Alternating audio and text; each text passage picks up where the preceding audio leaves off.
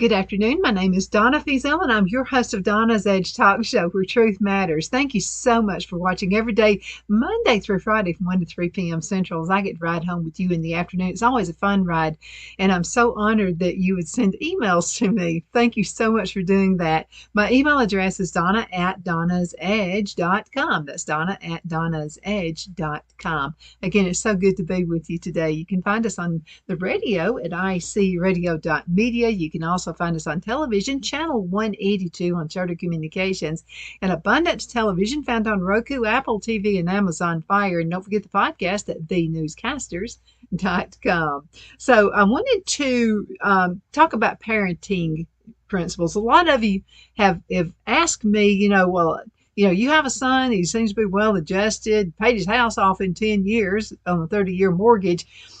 Basically, being pretty stern and letting kids know this is only and I'm no authority, believe me, I'm no authority at raising kids, but I will tell you some things. I can write a book on what not to do. I mean, I most certainly can, but I will tell you one thing is to being consistent. And when you tell your kids no, stick with that decision. Even if it seems petty, even if it seems like it's really not that big of a deal, still keep it, whatever you tell them, that's what you need to do. That's going to be my authority on that, if you want to call it that.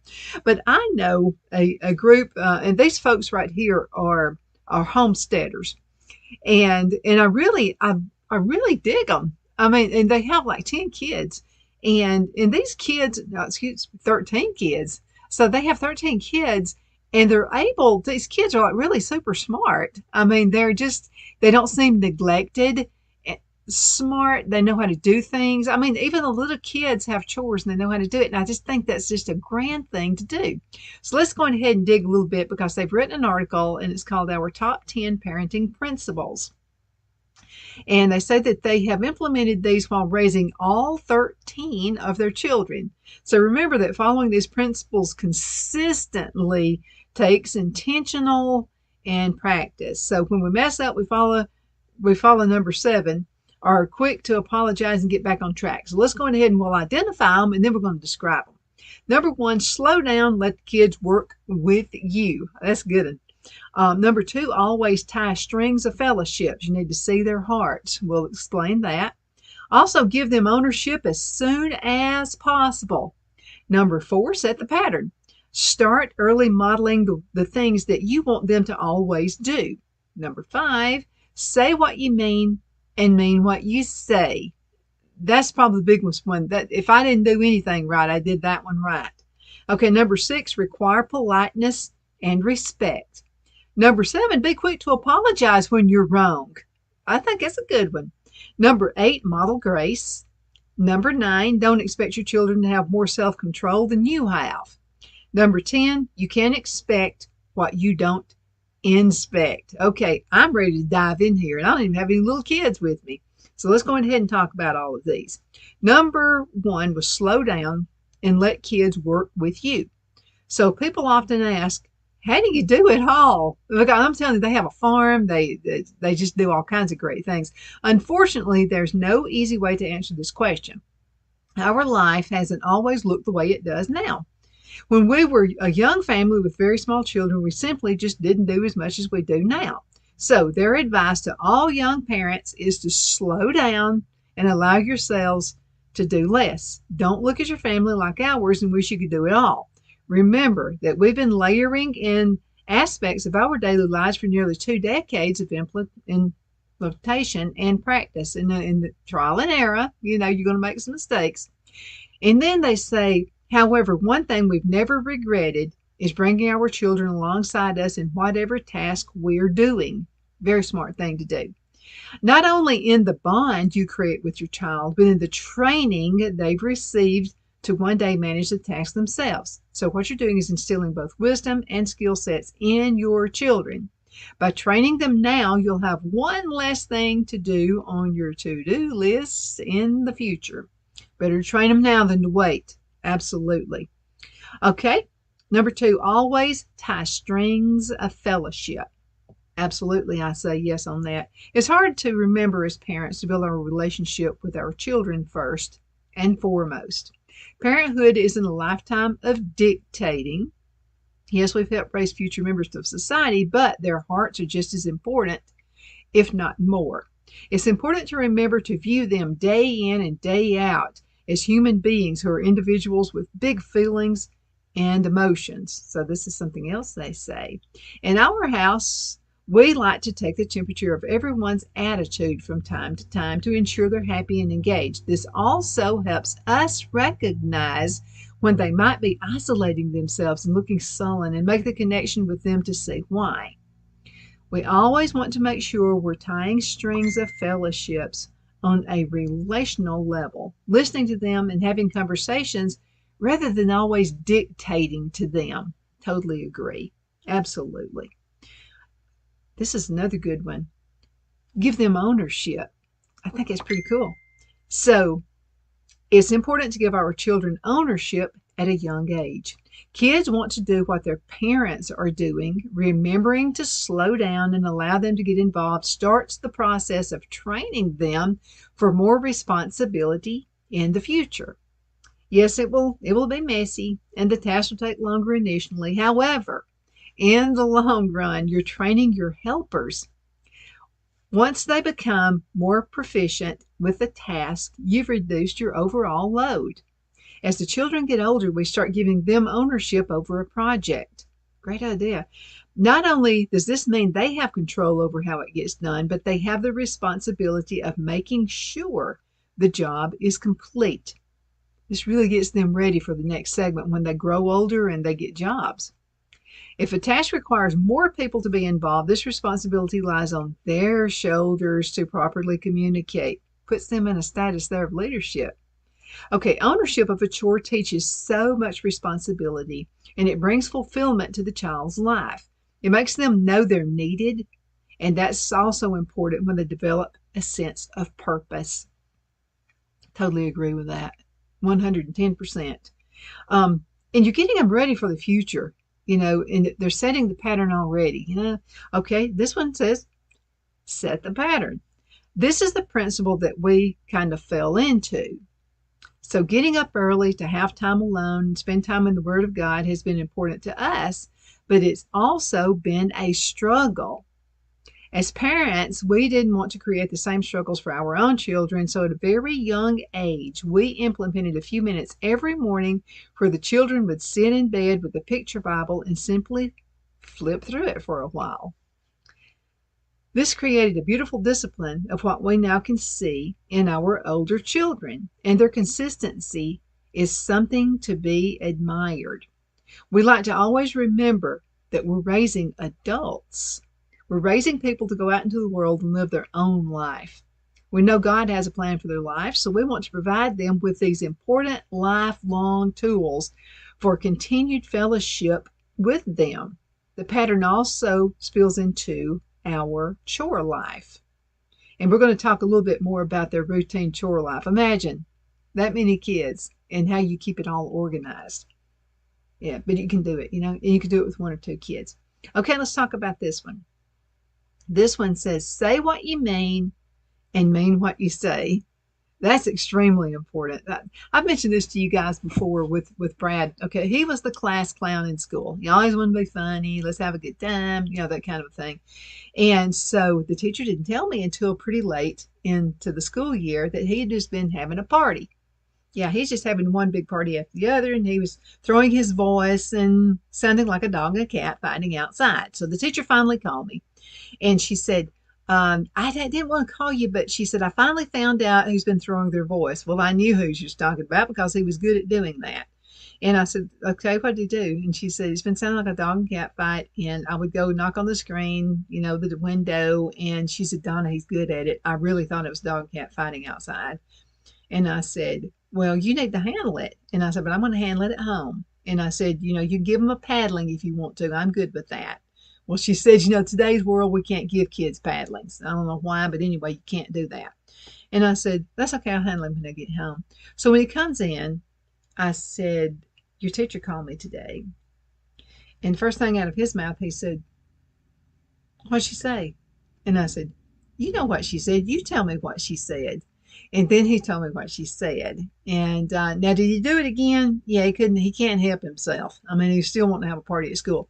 But I had a good relationship with his teacher, and I wanted to know every single time he did something like that because I told her I wanted to take care of it. So anyway, you need to be consistent, and it's hard to do because I was a single mom for a long time.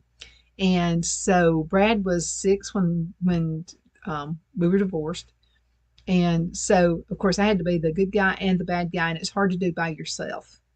And then another thing we did when Phil and I got married, I said, I've seen kids where the mom would say one thing, the dad would say something else. The mom might say, you can't go to so and so, and the dad would say, sure you can, knowing that the mom had said no. So the first thing that Phil and I implemented was if I told him he couldn't do something, Phil had to go along with it. Same with me. If Brad asked Phil if he could do something, I went along with it. Whether we agreed or not, we stayed the ground, and it worked. And so Phil and I had just been married not too long, and Brad wanted to go somewhere, and I said, no, you're too young. You're not going to go. And so then he turns right around, and I heard him. He asked Phil if he could go, and Phil said, have you asked your mom? And he looked kind of got off with, and he said, yeah, I asked Mom. And he said, what'd Mom say? He said, Mom said no. And he said, well, son, it's no.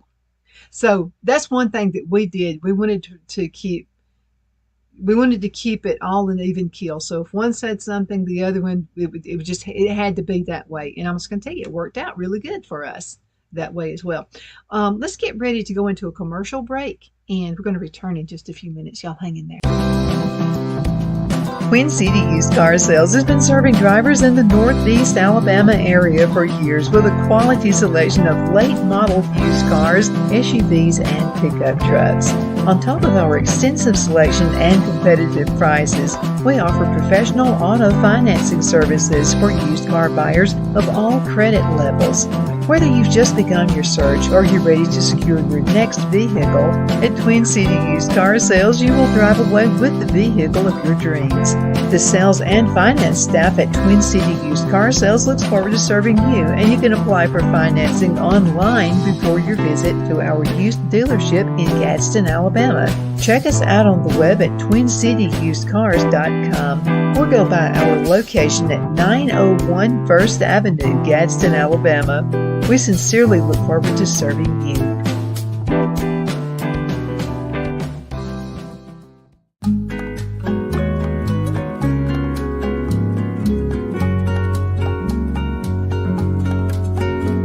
At Lamone's Mexican Restaurant, located in Henniger, Alabama, and voted Best Mexican Restaurant of DeKalb County, Alabama 2020, we're here to serve you with authentic Mexican cuisine. Order easily online by going to lamonsmex.com or call 256-657-3999 to place your order.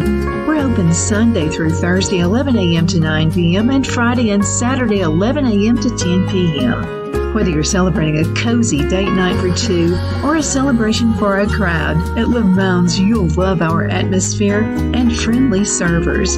Thank you for dining with Lamone's Mexican Restaurant.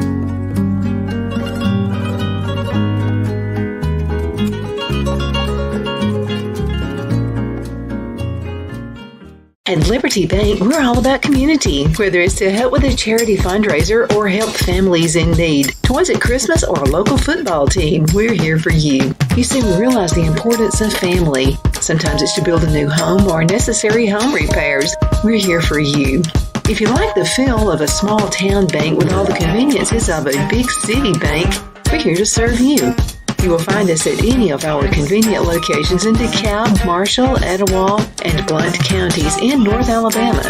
You can call and speak with any of our friendly staff at 256-659-2175 or check us out on the web at libertybankal.com.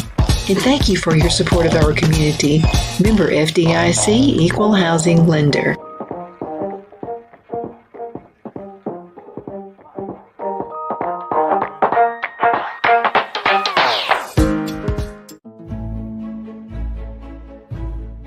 The Hatter Cafe and Country Inn is nestled in the northeast corner of Alabama the Beautiful in the delightful town of Mentone. We're located on top of scenic Lookout Mountain near Little River and DeSoto State Park and located only 5 minutes from shopping and restaurants. There is also a nearby community walking path and golf course. We welcome everyone through the doors and we are committed to outstanding service for all guests.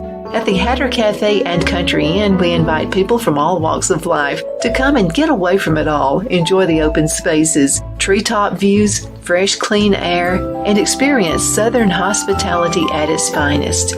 We look forward to hosting you. To reserve a special event, or if you would love a special getaway at the Country Inn, you can call us at 256-634-2018. Okay, we're back. My name is Donna, and I am your host of Donna's Edge Talk Show. Thank you so much for watching every day, Monday through Friday from 1 to 3 p.m. Central. And it sure does make my day. I'll tell you something else that really makes my day, too, is when you send the emails. I appreciate it. And if you have some suggestions, some things you would like for me to have a topic about, it's something that you're really interested in, please send the email, donna@donnasedge.com. That's donna@donnasedge.com. Several of you have asked for this, and this is parenting principles. I mean, how do I raise kids? It's a crazy world out there. They're going to school and I put something in their head, they go to school and it just goes right back out. I promise you it never leaves.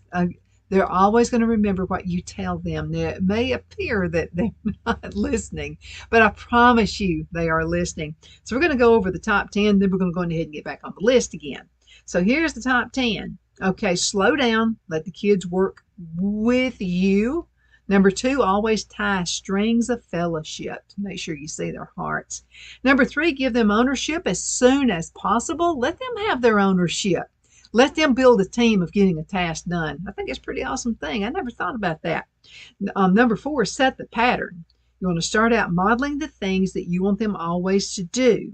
Number 5 is say what you mean and mean what you say. So let's go ahead and talk about that one. Say what you mean and mean what you say. Yeah, I kind of mentioned that when before we went into the commercial break, and that's if Phil or I said Brad could do something or could not do something, well then that was the answer. Okay, so just you gotta keep on with what you believe. Okay, all right. Here's what they say, and by the way, this is from Homesteading Family.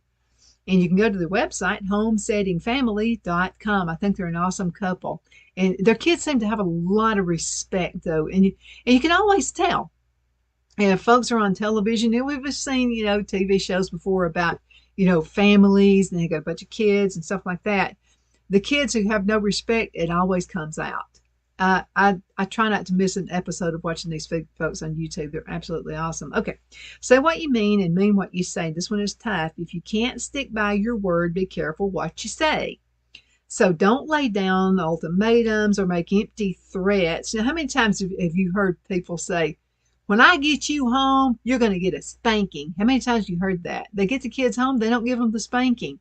All this tells a kid is, they say they're going to do it, but they never do it. They're wishy-washy parents. That's all that tells the kids. Okay, don't make empty threats either, though they said they don't agree with threats at any time, but ultimately don't set up an expectation that you never plan to follow through on. Don't just be a bunch of words and verbiage out there. Now remember, we are the adults in this relationship, okay? Mom and dad, you're the adult. The kids are the kids. It's our job to be stronger-willed than our child. Our children are only strong-willed in comparison to your own will. Now, the hard truth is that sometimes it may be the parent who needs to be a stronger will. The bottom line is, if you're going to set boundaries with your children, be sure you can stick to them. So set the rule and mean it, then enforce it. I can't agree with that more.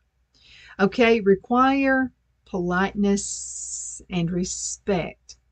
This principle comes back to putting others before yourself and having kindness, love, and respect for other people. Sadly, we seem to be living in a world that's losing these characteristics with every new generation. Totally agree. The me generation, yeah. Oh, that was a horrible generation right there. Then that generation begat more kids who said it's about me, and then it just keeps going.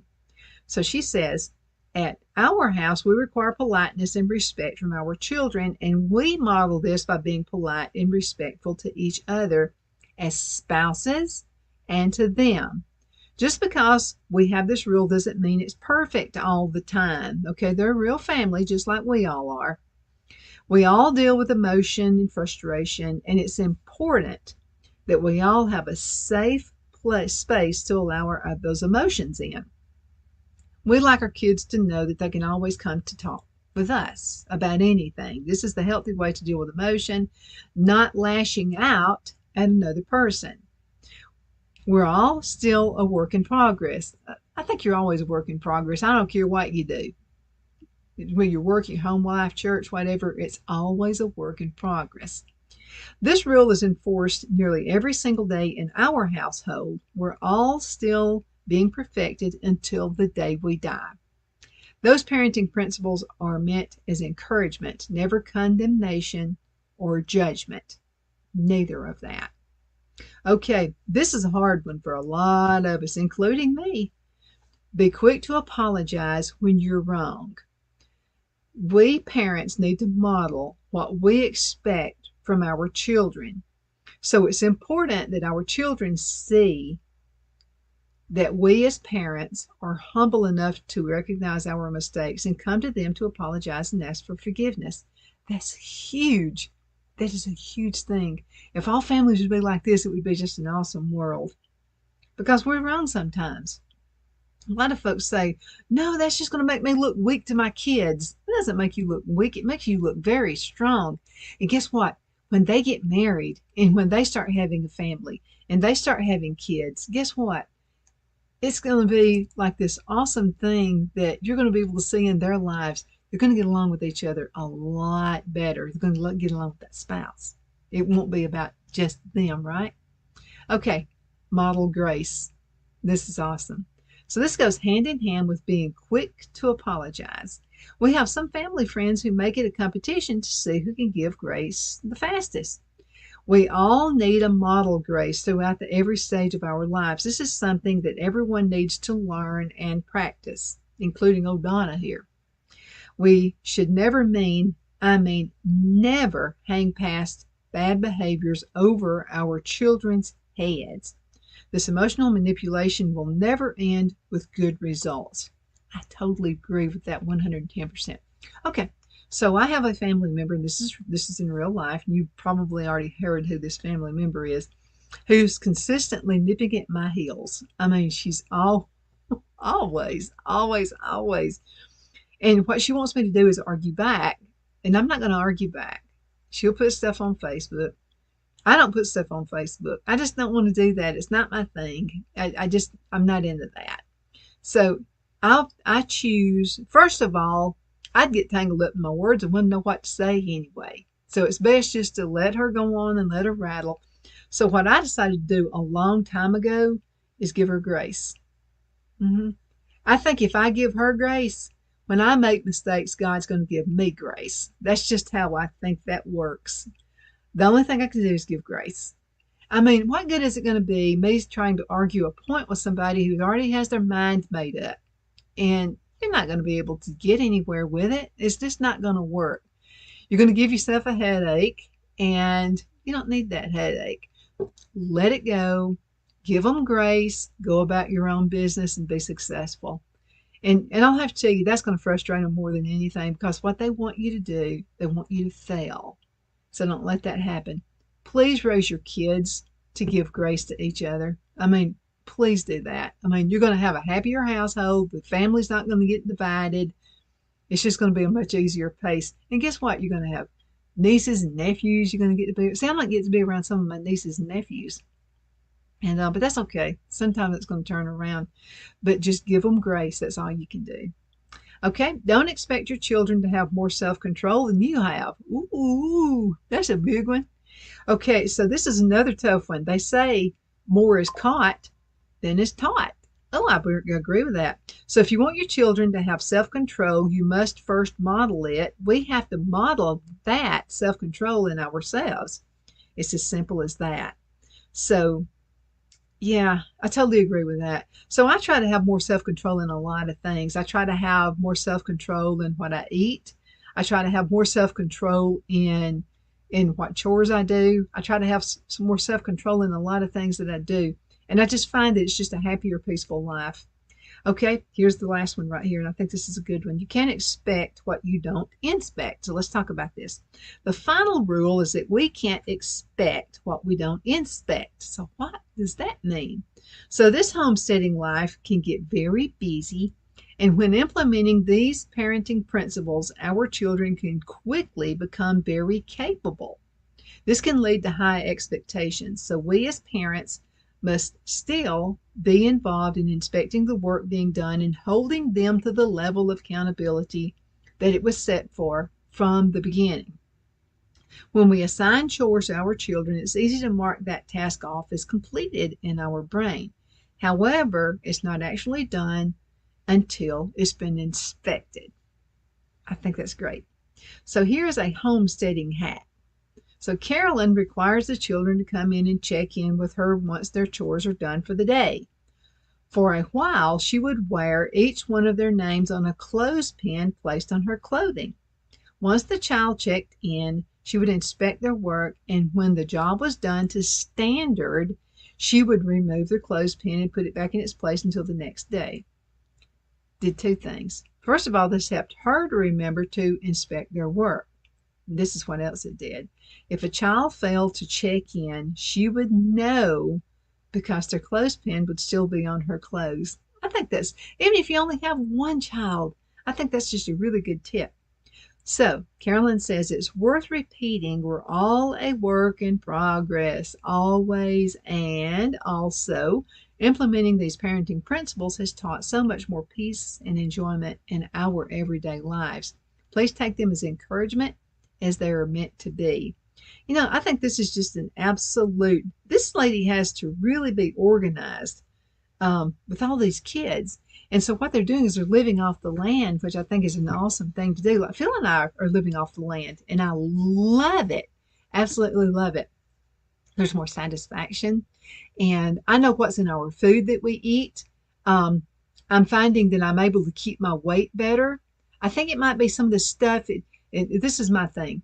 If I'm looking at the ingredients on a package and I can't pronounce the words, I'm probably not going to eat it. And then this is another thing, and this has to do with what you eat. On a label, you're going to see a bunch of ingredients on the label, okay?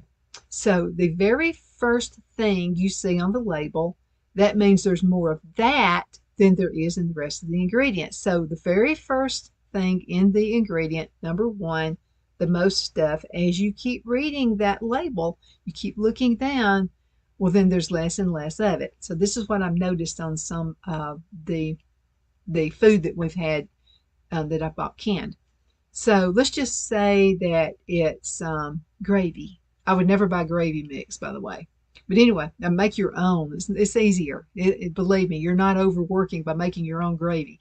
Okay, so if you look on the package of the gravy mix and it's supposed to be beef gravy, beef is at the end of it, of the ingredients, instead of being close up to the top. You're seeing a bunch of things you can't even read what those ingredients are. Don't buy it. That's going to be my tip of the day. Don't buy it.